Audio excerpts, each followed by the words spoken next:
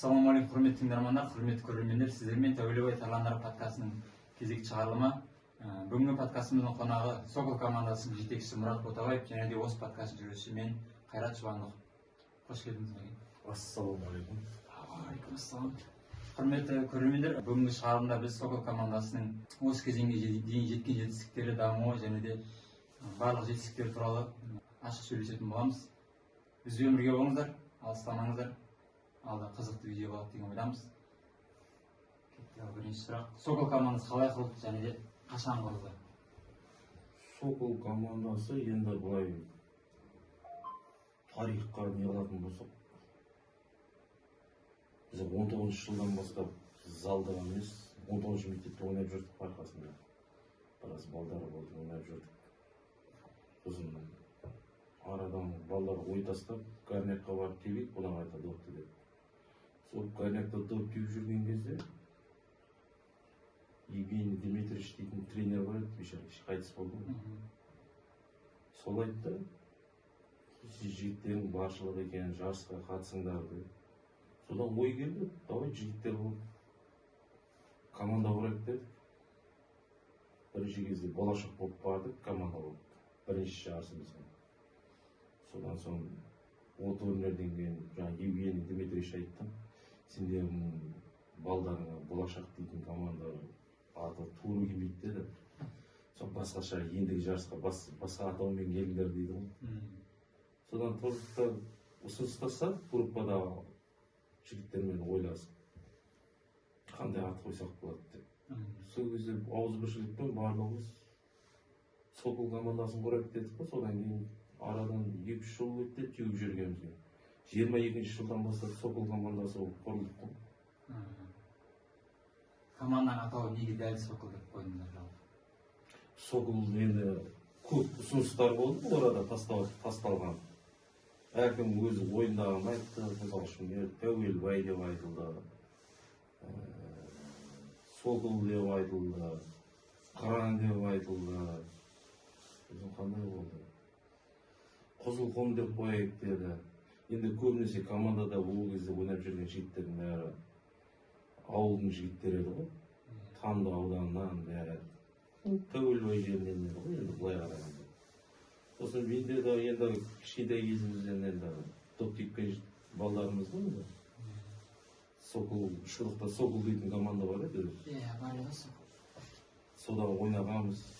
Сол ортаға тастадым, Сокол деп қояйық дедім мен. Сосын балдар басқа айтты, әйтеуір көпшіліктің дауыспен Соколды таңдадық қой деп. Алғашқы идея кімнен шықты команданы құру бар ғой. Алғашында өзімде болдым, себепкер қарап отырғанша жігіттердің басын қосайық та деп. Сосын Ерей дейтін жігіт бар. Сонымен ойласып, кеңесіп, сосын және тағы басқа көпшілікпен құрылды ғой бұл команда негізі. Ол дейтін менің бір жеке командам емес қой, былай қарағанда. Ол общий балдарының қалауымен құрылып, Қостанайда лигалар ашылады деді, сол лигаларға барайық деп құрылған команда ғой негізінде.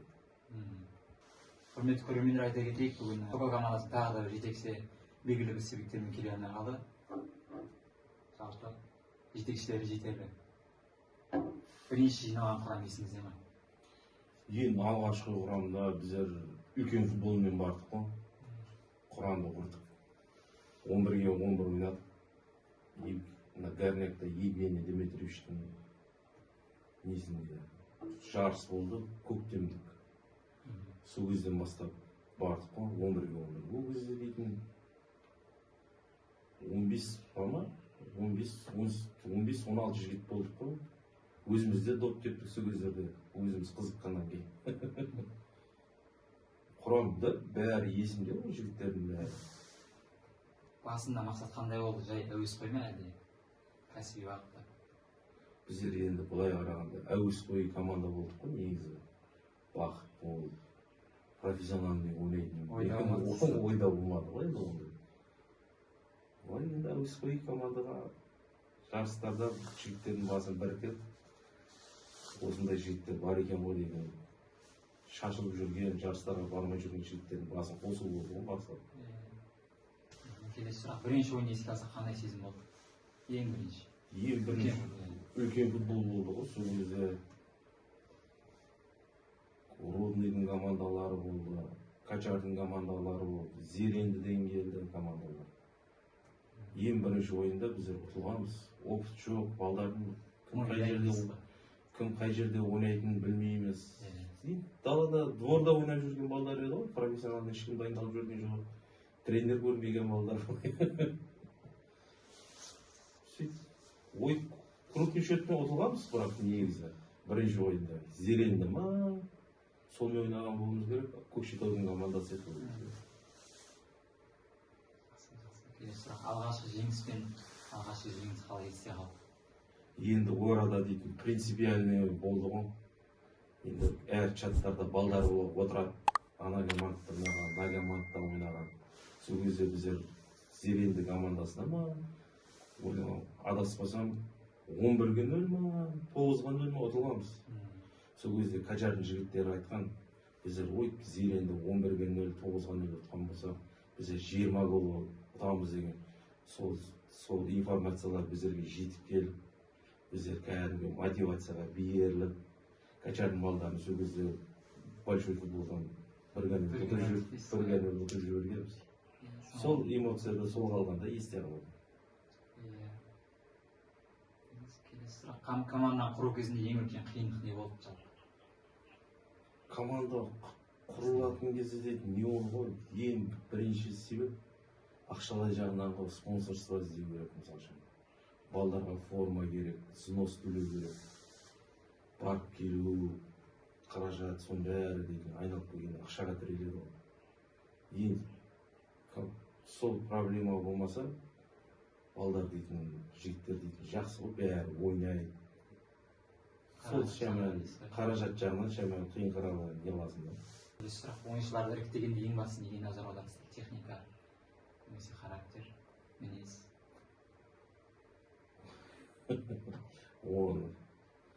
Енді балдардың ойына қарайсың ғой, енді олай.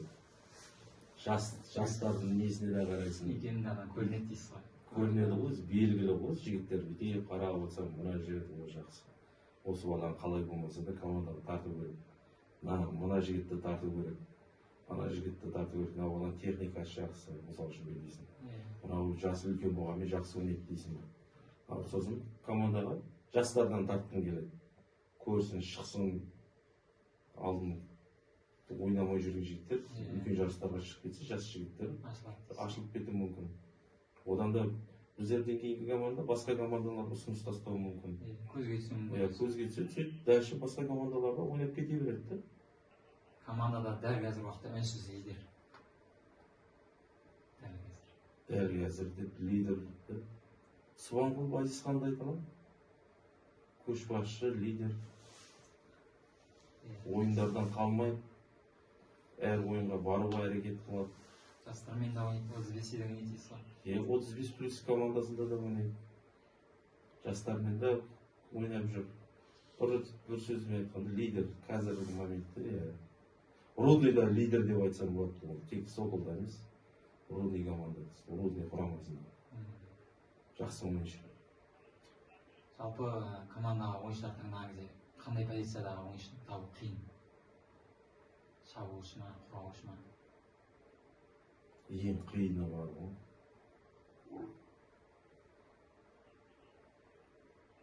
Қақпашыны табу негізі.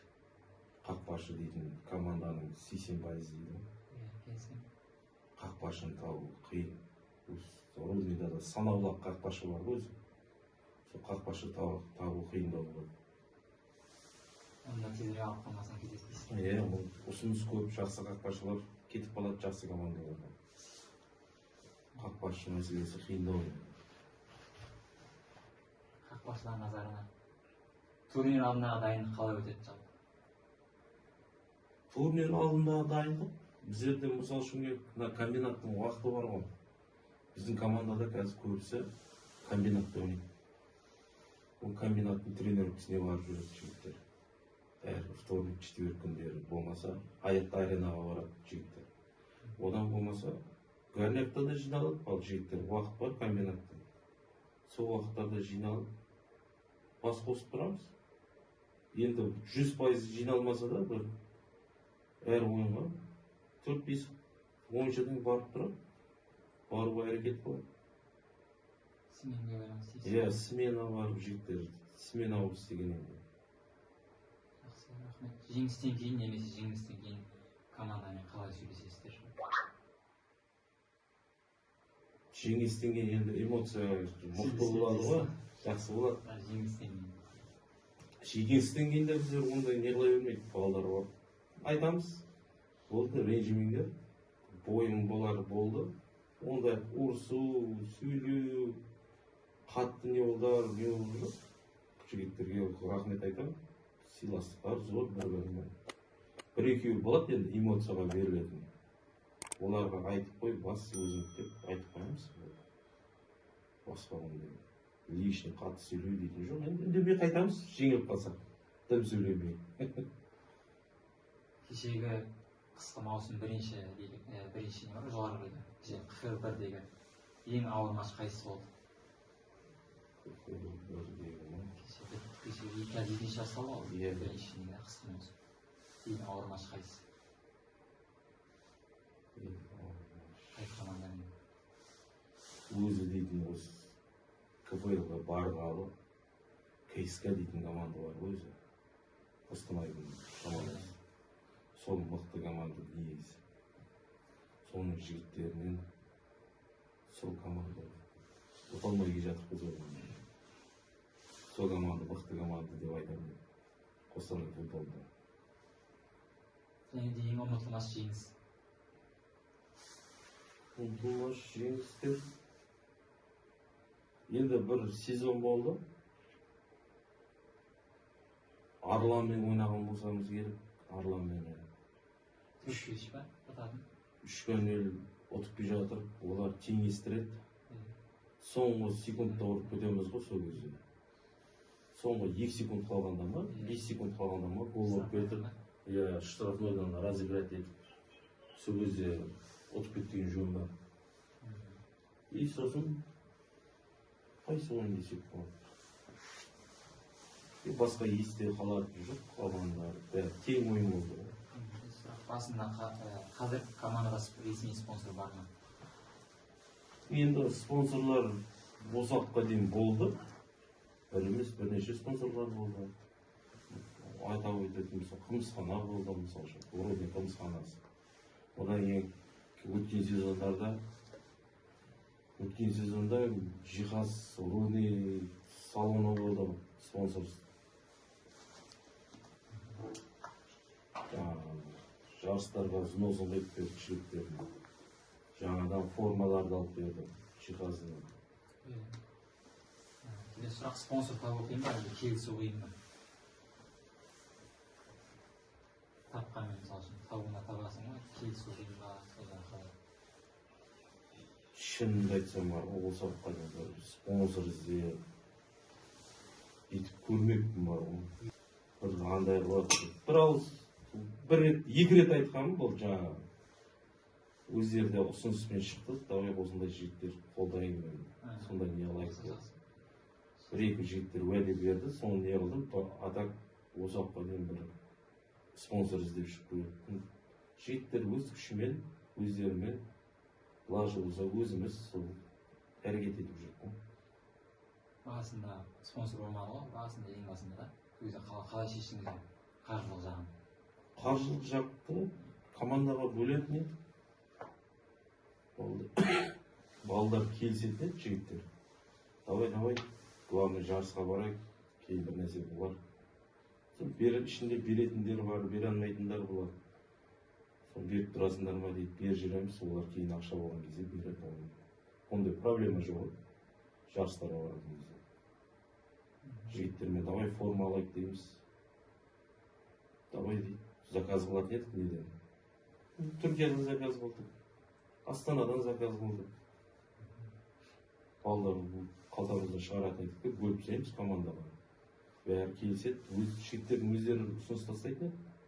Не аламыз, форма аламыз ба, командаға бөлінейік, сөйтіп алайық деп. Давай, қолдаймын. Бәріміз бір-бірімізді қолдап, не етіп кететін еді. осы кейінгі уақытта ғой спонсор не қылып шамалы ізденіп жүргенбіз. Қазір жоғары лигада ойнап жатсыздар ғой. Жалпы қалай өтіп жатыр? Нешінші орында келесіздер? Қазіргі сезон, енді екінші сезон басталды.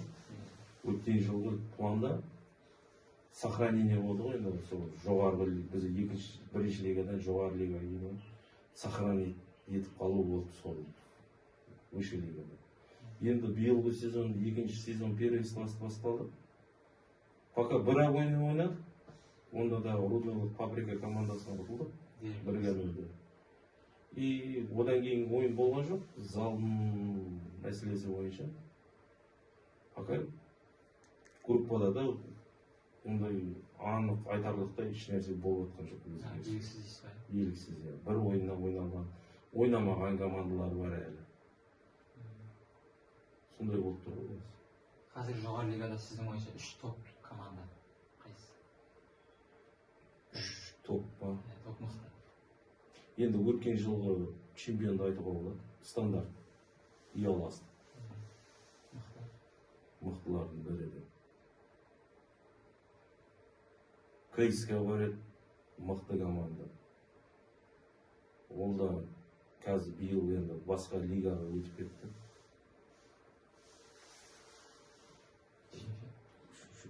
Қандай команда? И высший лигада енді былай қарасам мықтылар ойнайтын команда ғой. Бәрін бүйтіп бір атын жарып айтуға да болмайды. Олайынша да. Высший лигада енді достойный командалар ойнап жатыр ғой былай қарасам. Оны айтуға болады. Орада дейтін высший лигадан мәжбүр 3 команда ұшады бірінші лигаға қарай. Үздік үштік шығады кубок медаль алады. Ол айту қиын, сен мықты, сен әлсіз команда жоқ қой, барлық команда мықты негізі ол жерде. Енді жоғары лигада 3 топ мықты ойыншы. 3 топ мықты ойыншы. Мен енді басқа командалардың ойыншыларын неғылай білмеймін. Өзім жігіттерімді неғылай өзім жігіттеріме жетеді. Мысалы үшін 3 топ ойыншылар болды. Азизхан Кірәлі, Сыбанқұл, Нұрғиса бар сосын, жақсы ойыншы. Биылғы сезонда енді алдыңғы басқа командадан Берікбол дейтін жігіт бар. Сол да мықты ойыншы, алдын ойнаған жігіттер солар. Пока бұл 3 ойыншыны айтайын. Басқаларды өкпелеп қалып ренжіді. Бапкер ретінде қай бағытта көбірек мән бересіз, шабуылға ма әлде қорғанысқа ма? Бапкер ретінде ма? Мен көбінше шабуылға ғой. Бұлайын шабуылға. Шабуылға көп не алған жақсы ғой. Ондай қорғанысқа ондай жоқ, ондай өзінде сондай. Соңғы минутта пенальти болса кім тебеді? Кімге сеніп тапсыра аласыз? Мына жігіт ұрады. 100%. Соңғы секундтар шешуші. 2-2 болып тұрсаған іш. Өзі біздерде қазір капитан команда бар. Календар мақсат дейтін жігіт. Сол тебеді енді. Ол ешкімге бере алмайды. И сосын мен ойлаймын, Нұрғиса тебеді деп. Нұрғиса мен мақсатпен штатный пенальтист деп ойлаймын, жеңіл жігіт деп ойлаймын.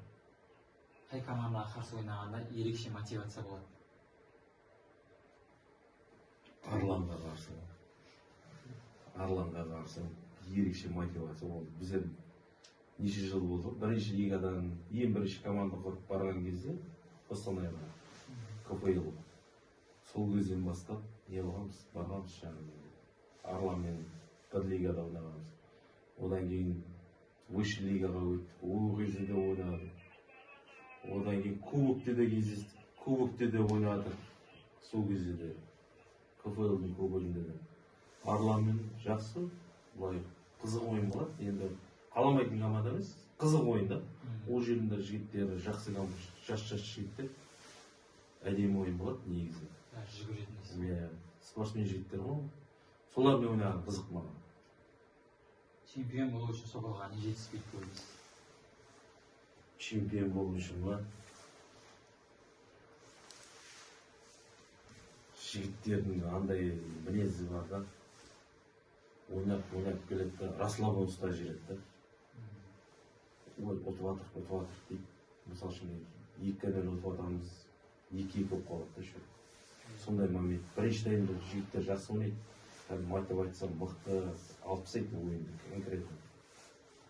Ізгіне келген кезде шокқа түсіп қала ма білмеймін, ойында тастап жібере ма, тастап қоятын жолдар бар. Сол привычка десем де болады. Әр жарысқа барған кезде бірінші таймда алып тастайды жігіттер. Екінші таймда ойнамай қояды да. Сондай характер бар жігіттерде.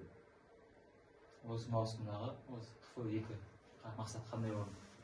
Үздік үштікке кіру негізі жоспарда план. Енді көреміз оны. Аманшылық тұрса, бәрі орнымен болса, негізі үштікке кіру деген планмен келіп осы сезонда. Егер бір сөзбен сипаттасаңыз, Сокол қандай команда? Сокол бір сөзбен сипаттасақ па?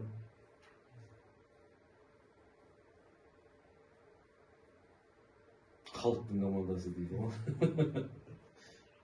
Қандай командаға теңейсіз? Арсенал, Челси, Реал, Барса? Қиын ба? Галактикас дейді да. Реалдың 2003 жылдары ғой, Галактикас. Осы Сокол командасы сіздің өміріңізге қалай әсер етті? Әсер еткенде ол да бір кішкентай бір жұмыс сияқты болып қалды, былай қарағанда бар ғой. Әр суббота, воскресенье күндері, пятница күндері сол жұмыстарға қарап, демалыс болса сол Қостанайға бару керек болып тұр. Үйдің тіршіліктерін бәрін тастап, сол Қостанайға кетуге дайын тұрамыз. Соколдың 1-2 жылдағы мақсаты қандай? Енді 1-2 жылдағы мақсат біздерде дейтін кеше жаңа жылдан алдын дейтін ұсыныс түсті ғой. Қазақстан кубогіне барасындар ма? Любительский лигадан Астанаға. Біздерге спонтанно айтып қалды.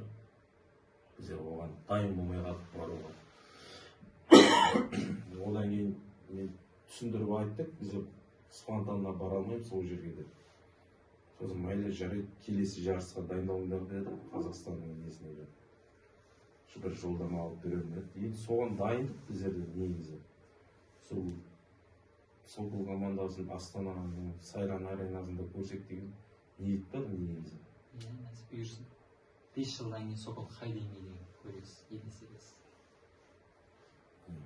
Білмеймін бар, шынымды айтсам бар. Бүгін бар, ертең жоқ дейтін ол, ертең бүгінге сенім жоқ деген сияқты ғой. Болжау қиын. Команда 22-ден кеш жатырып қойды команда бар. Ондай деңгейге жетеміз деп ойлаған жоқпыз ғой мысалы үшін. Мүмкін бұдан да асып кетіп бір мықты спонсорлар табылып, Қазақстанның профессионал лигасына кетіп қаламыз ба, білмейміз ғой. Ертең болатынын білмейсің ғой, анық не болады. Толық айта алмаймын ба? Не болады, не күтіп тұрған. Бірақ 22-ші жылдан бері 4 жыл болды ғой. 4 жыл болады. Ондай дәрежеге жетеміз деп ойлағанда жоқпыз біздер. Сол сайын күшейіп жатыр. Кәсіби лигаға шығу жоспарда бар ма? Егер ертең Астанаға барып, жақсы ойын көрсетіп жатсаңдар. Кәсіби лигаға негізі баруға болады. Айналып келгенде бәрі спонсорствоға тура келеді ғой. Небір өсіп келе жатқан жас жігіттер бар ғой, ойнайтын. Алдағы буындар бар, жақсы ойыншылар. Солармен бірігіп араласып, мықты спонсор болса, неге бармасқа? Біздер сияқты жігіттер бәрі топ теуіп жүрген. Бақсынап көруге болады. Жалпы Соколға қосылғысы келетін ойыншыларға не айтар едіңіз? Ойнағысы келген жігіттер ұсыныс тастап. Енді ұсыныс тастаған жігіттерді қабылдаймыз. Біздер ондай көкіректі андай жоқ.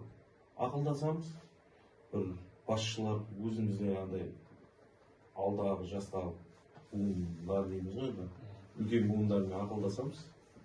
Мерей бар, мысалы үшін мен бар, сосын Азизхан бар, Мақсат бар.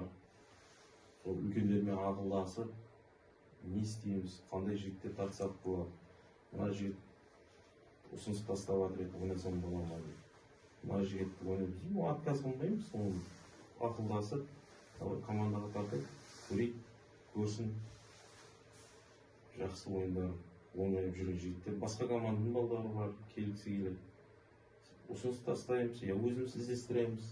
Сондай ғой. Айтарлықтай бар. Қағида, талап дейтін нәрсе ойнамайсың. Қатып қалған қағида жоқ. Иә, қатып қалған қағида жоқ.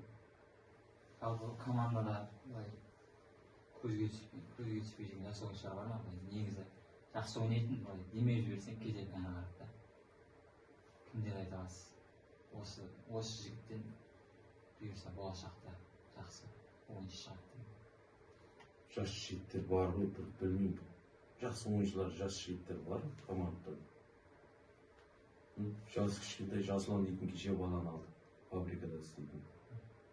Ол да жақсы жігіт, алдына доп теуіп жүрген.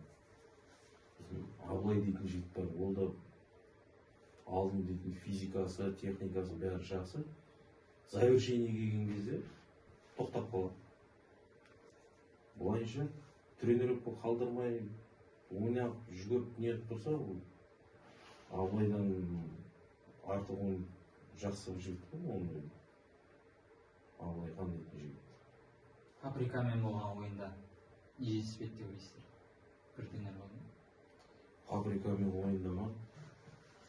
Бірдеңе болды ғой. Жеңілген. Біз негізі ол ойын тең ойын болды ғой бұлай. Оларда шабуыл жасады, біздер де шабуыл жасадық. Біздер шабуыл жасаған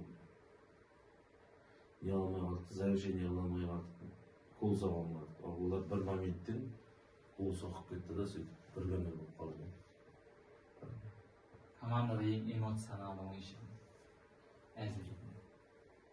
Эмоцияға көп берілетін ба? Қазіргі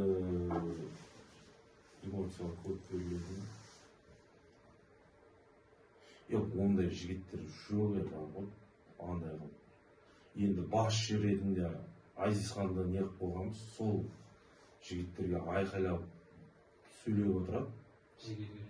Иә, біздер араласпаймыз.